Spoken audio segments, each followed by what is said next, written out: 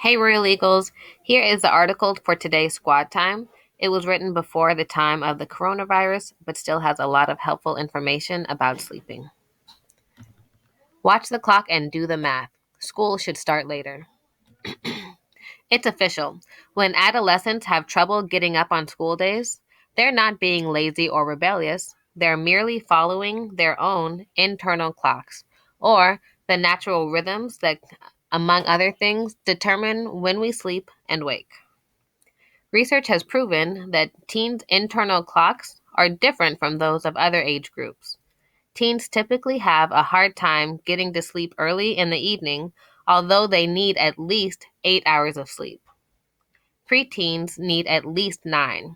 Yet, 5 out of 6 middle and high schools in the U.S. start the school day before 8:30 a.m.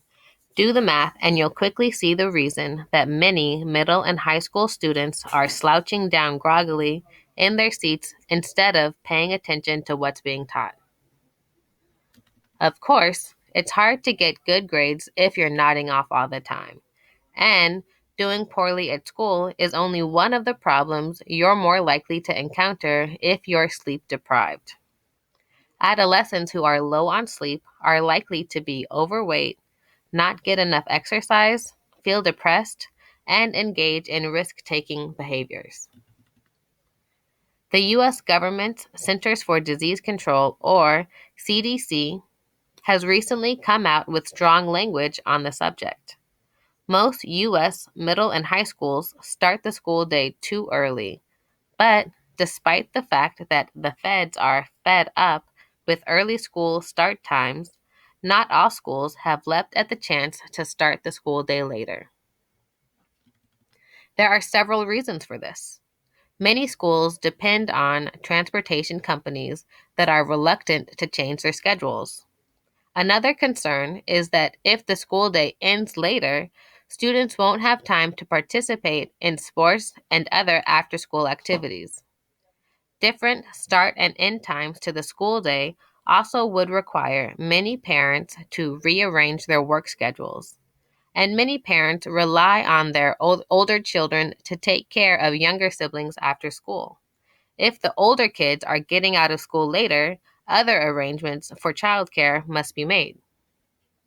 Not everyone is impressed by these arguments in favor of the status quo.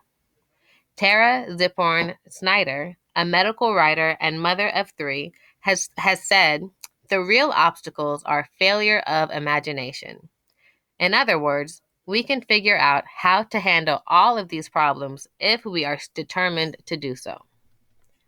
Meantime, researchers have been collecting impressive evidence on the benefits of later school start times.